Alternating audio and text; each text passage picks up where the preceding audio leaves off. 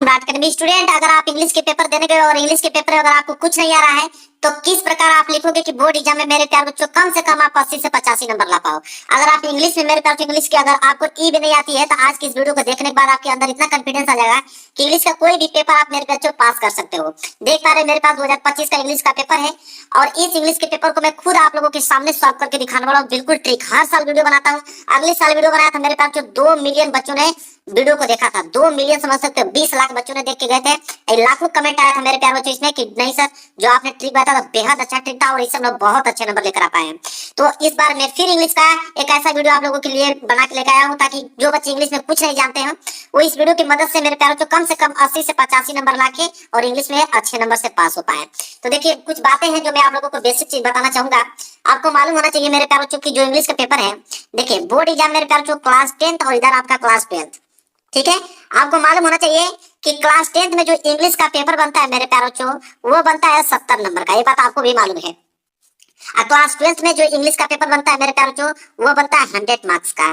कितने मार्क्स का? 100 मार्क्स का, क्योंकि इसमें प्रैक्टिकल नहीं होते हैं और इसमें 30 मार्क प्रैक्टिकल जुड़ता है क्लास 10th में। तो गारंटी मेरे प्यारे बच्चों कि अगर 70 नंबर का पेपर है तो आप आसानी से 50 या 55 नंबर बेहद अच्छे तरीके से ला सकते हो मेरे ट्रिक की मदद से।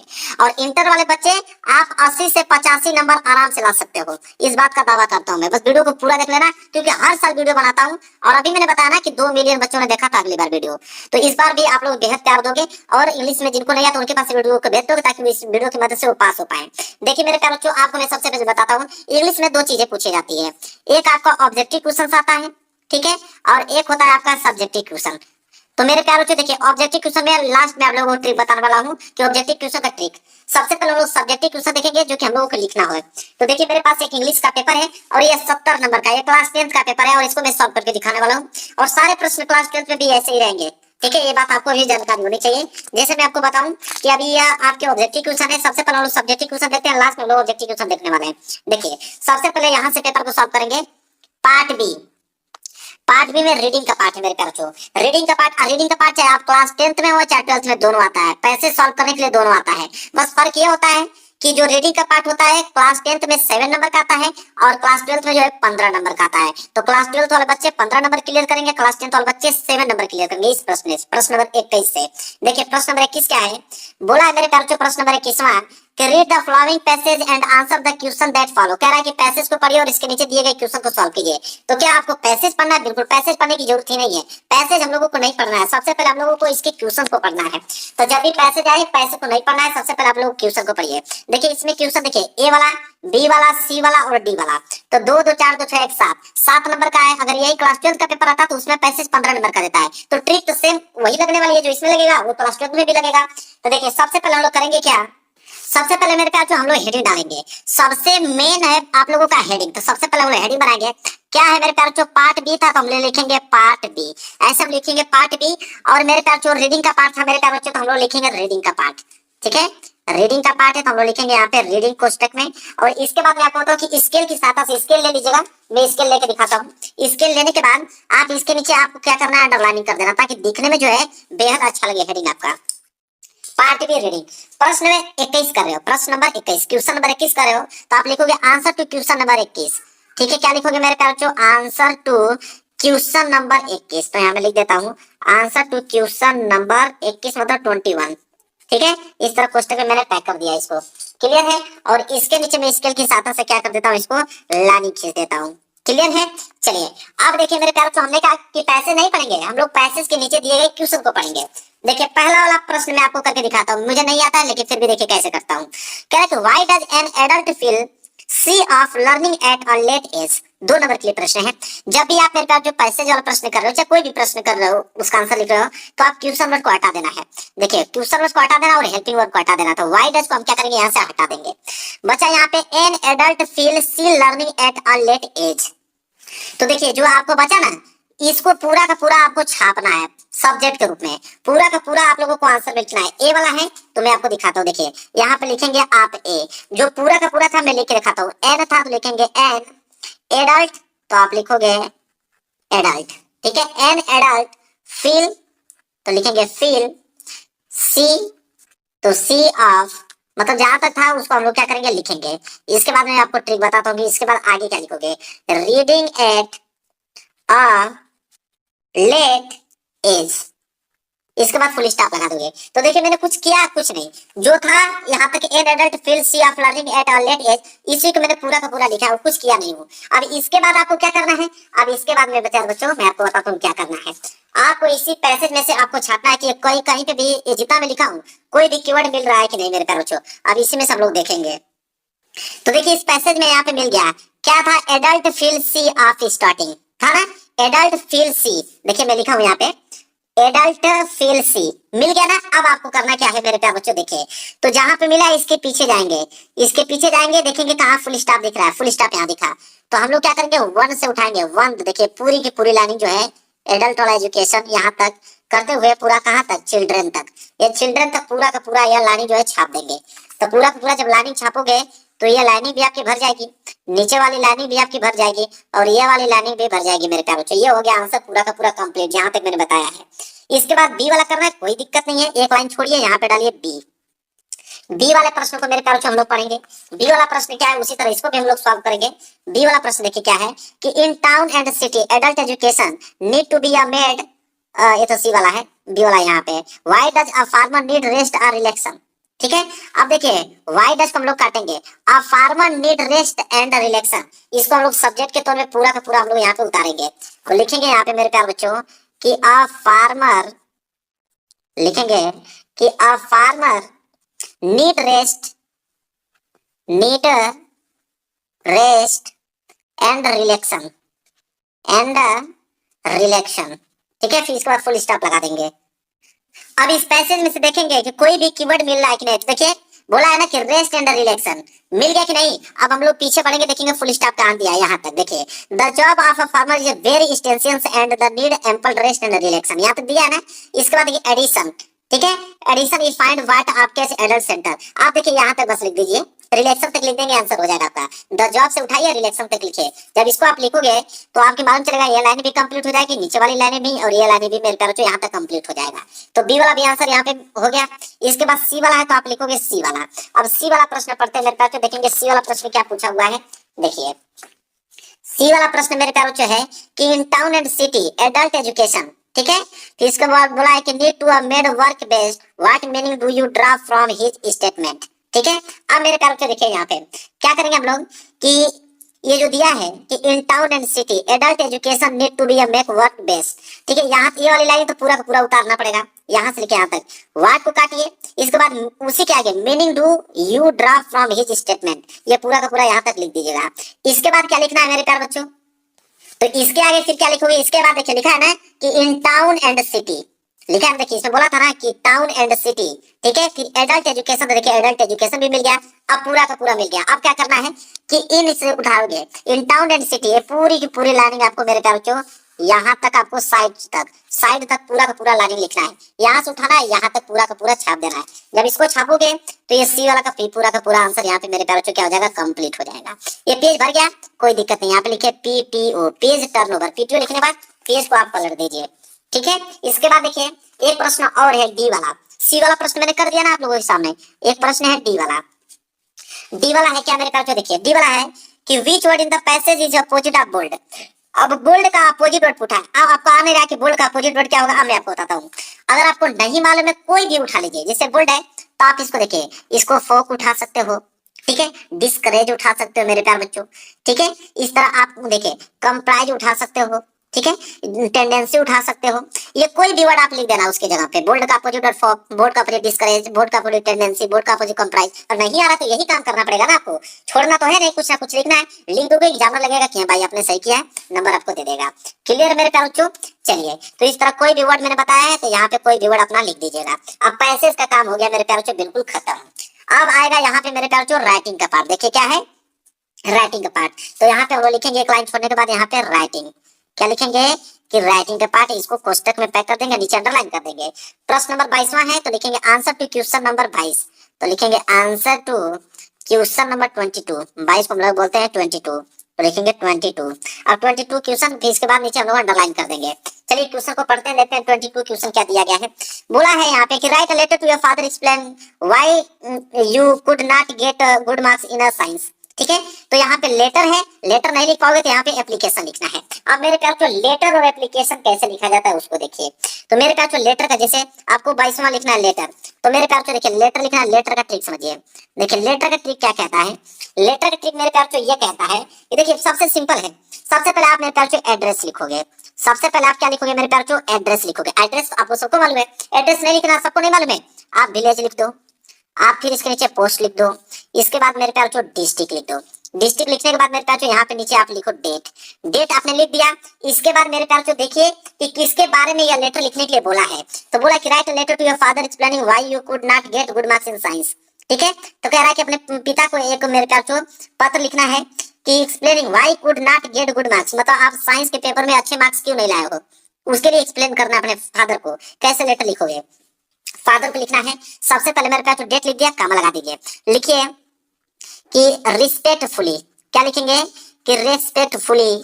ठीक है, रिस्पेक्टफुली। इसके बाद उसके नीचे लिखे फादर। फादर को लिख रहा है तो फादर, मदर को लिखना होगा तो आप लिखेंगे मदर, लेकिन उसमें ऑलरेडी बोल रखा है कि फादर को, तो रिस्पेक्टफुली फादर। फिर इसके बाद कामा लगाओगे और एक लाइन मेरे प्यारों को आपको एकदम रटना है।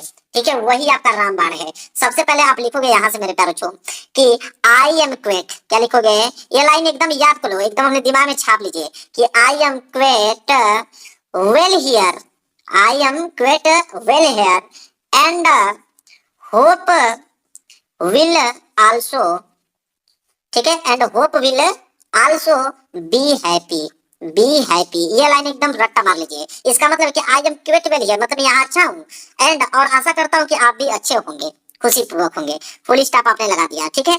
इसके बाद मेरे प्यारों आगे की लाइनिंग क्या करो, आप पेज भर गया आपका, कोई दिक्कत नहीं है। पेज भर गया तो कोई एक नया पेज ले लेते हैं। ठीक है, चलिए ये पेज भर गया तो मैं एक अलग से पेज ले लेता हूँ, नया पेज, उसके बाद वाला पेज मैंने ले लिया। ठीक है, अब उसके आगे क्या लिखोगे, ठीक है, उतना तो आपने लिख दिया।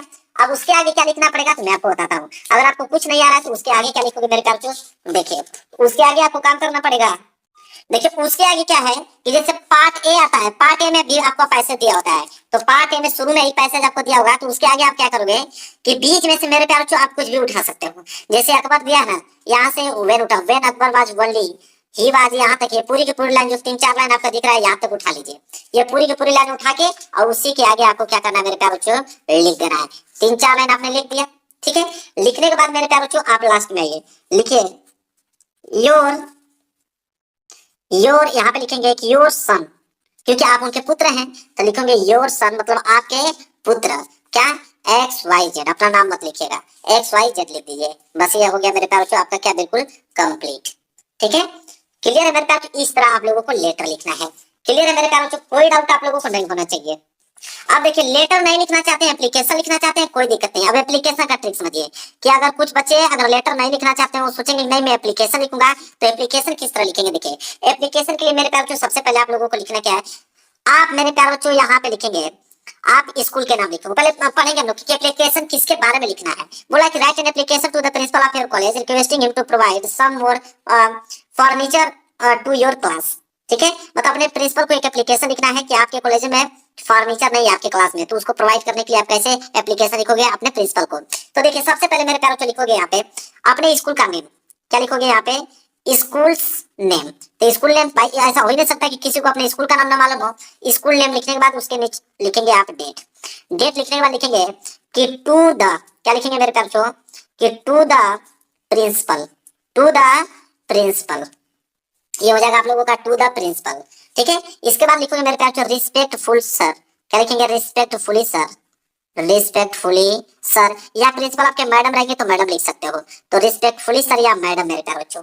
ठीक है, और वही लाइनिंग जो मैंने आप लोगों को अभी जस्ट बताया है कि I am quite well here and hope will also be happy, अभी मैंने बताया ना, वो लाइनिंग आपको लिख देना है। लिखने के बाद फुल स्टॉप लगा दीजिए। उसके बाद आप क्या करोगे मेरे प्यारे बच्चों, तो उसके बाद वही चीज मैंने बताया मेरे प्यारे बच्चों कि आपको पैसेज में से उठाना है।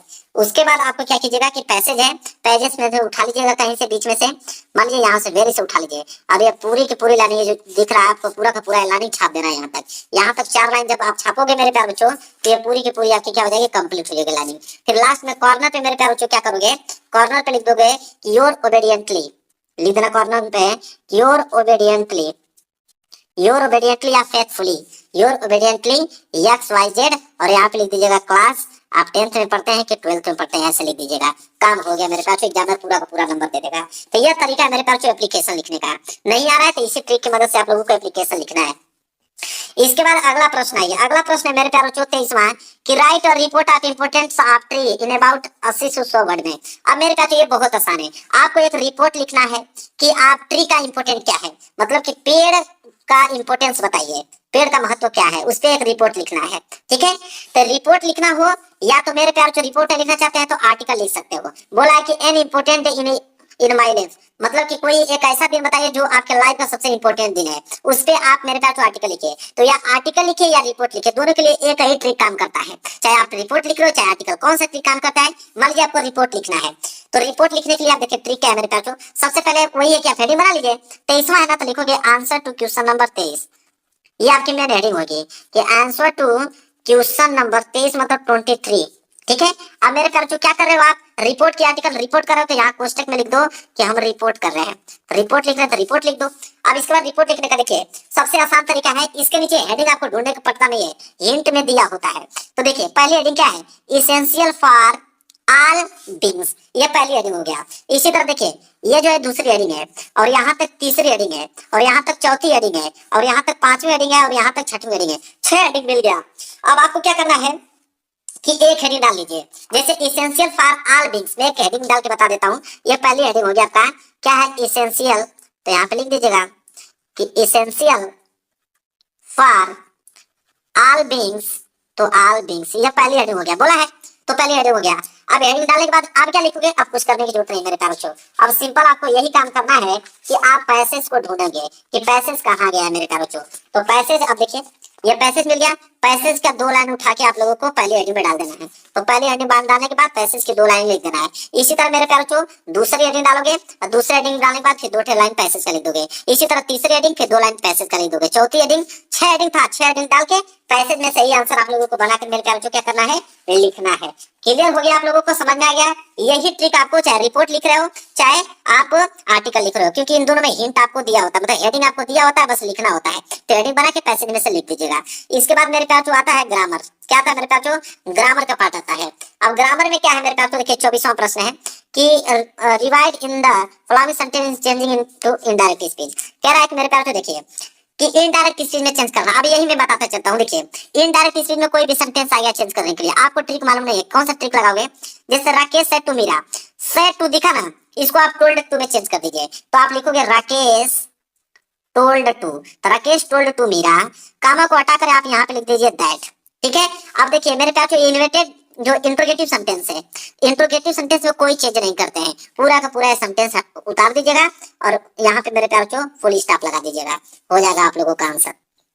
इसके बाद देखिए दूसरा क्या है, पैसिव वॉइस में चेंज करना है। पैसिव वॉइस में क्या होता है मेरे प्यार, जैसे बोला why does he beat his brother, subject को ऑब्जेक्ट बनाइए, ऑब्जेक्ट को सब्जेक्ट बनाइए। तो इसमें मेरे प्यार क्या है कि इसमें मेरे प्यार देखिए हिज ब्रदर, ठीक है, हिज ब्रदर जो है मेरे प्यार यह ऑब्जेक्ट है, अब इसको सब्जेक्ट बनाओगे।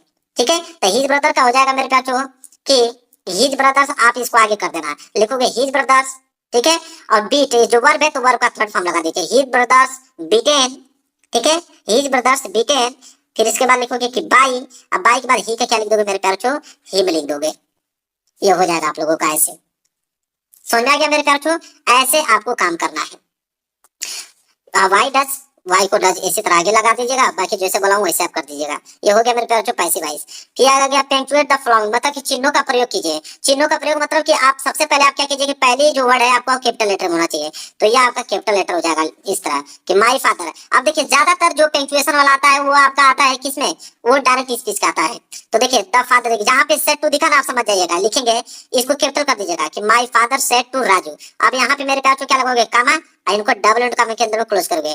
फिर यू है तो यू का भी आप पहला अक्षर कैपिटल लेटर में करोगे, फिर पूरा का पूरा यहाँ पे उतार दीजिएगा मेरे प्यारे बच्चों यहाँ तक। इसके बाद फुल स्टॉप लगाइएगा, फिर डबल एंड कामा के अंदर क्लोज कर दीजिएगा। ये हो गया आप लोगों का पंक्चुएशन।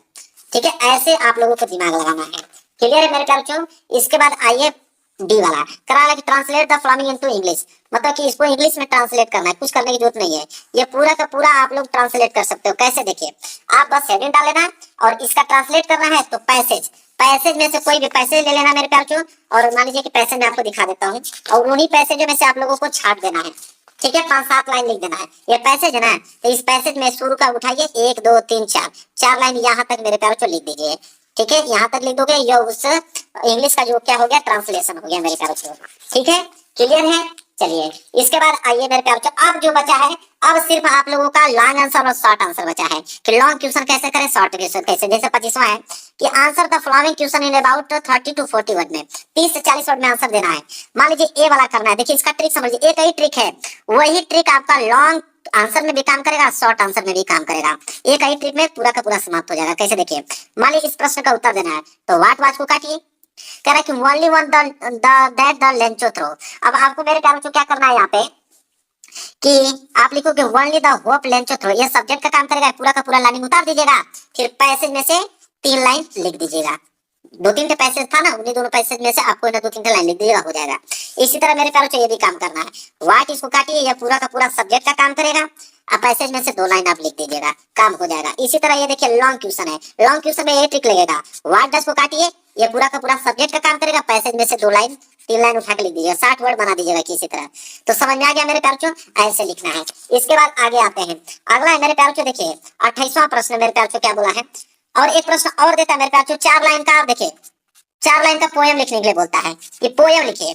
पोएम लिखने के लिए सबसे आसान तरीका बताता हूँ मेरे प्यारों को, पोएम कैसे लिखोगे। देखिए पोएम अगर आपको लिखना है ना मेरे प्यारों, तो देखिए पोएम के लिए मैं ट्रिक बताता हूँ। अगर आपको पोएम नहीं मालूम है और 4 लाइन का पोएम लिखना है तो कैसे लिखोगे, देखिए ये पैसेज है ना, लिखोगे कि अकबर वाज बॉय 13, ये पहली लाइन हो गया, उसके नीचे यह दूसरी लाइन हो गया, उसके नीचे यहाँ तक तीसरी लाइन हो गया, और उसके नीचे ये चौथी लाइन हो गया। तो 4 लाइन जब ऐसे ऐसे लिखोगे, ये 4 लाइन कंप्लीट हो जाएगा। जब एग्जामिनर चेक करेगा तो उसको लगेगा कि पोएम है, और आंसर आपको मतलब जो नंबर है पूरा का पूरा दे देगा आपको। तो ऐसे मेरे प्यारों पोएम आपको लिखना है। क्लियर है, पोएम का भी मैंने ट्रिक आप लोगों को बता दिया मेरे प्यारों बच्चों। एक भी प्रश्न छोड़ने वाला नहीं हूँ, इस बात का दावा करता हूँ, और फेल नहीं हो गया। ठीक है, इसी तरह मेरे प्यारों क्या करना है, सेंट्रल आइडिया है, तो ए बी सी 3 है, तीनों में से सेंट्रल आइडिया लिखना है। अगर अमांडा का सेंट्रल आइडिया लिखना है तो पहले आप अमांडा हेडिंग डाल लीजिएगा, अमांडा का आप सेंट्रल आइडिया लिख रहे हो, यहाँ पे डाल लीजिएगा मेरे प्यारों central idea. Central idea main heading हो गया। सेंट्रल आइडिया हेडिंग डालने के बाद लिखना है तो क्या लिखोगे, पैसेज में से मेरे प्यारों 4 लाइन बस आप लिख दीजिएगा, 4 लाइन लिख दोगे, सेंट्रल आइडिया आपका कंप्लीट हो गया। इसी तरह लॉन्ग क्वेश्चन आ गया, लॉन्ग क्वेश्चन लिखना है तो वाई इसको काटिए, मिस्टर पंपरे वर्ड अबाउट ट्रिकी, ये सब्जेक्ट का काम करेगा, पैसेज का 3 लाइन लिख देना, 4 लाइन, ये आंसर हो जाएगा। लो भाई, इसी तरह 30वां प्रश्न भी एक लॉन्ग क्वेश्चन है, तो व्हाट डस को काटिए, ये पूरा का पूरा सब्जेक्ट का काम करेगा, 4 लाइन पैसेज का लिख दीजिए। अब पूरा का पूरा पेपर हो गया समाप्त मेरे प्यारे। बिल्कुल कम समय में मैंने आपको बता दिया कि इस पेपर को कैसे सॉल्व करोगे, पूरा का पूरा करके चले आओगे, एक भी क्वेश्चन नहीं छोड़ोगे, किसी से पूछने की जरूरत नहीं है। एक अच्छे से राइटिंग बैठा के लिखना है, राइटिंग आपकी बेहद अच्छी होनी चाहिए, हेडिंग वगैरह के साथ गलत लिखते रहिए, जैसे मैं आपको बताऊं वैसे लिखते रहिए। 80 से 85 नंबर आपके फिक्स हैं, इस बात का दावा है मेरा। तो वीडियो को लाइक कर देना, चैनल पर नए हो तो चैनल को जरूर सब्सक्राइब कर लेना। मिलेंगे प्यार से नेक्स्ट वीडियो में, तब तक के लिए धन्यवाद।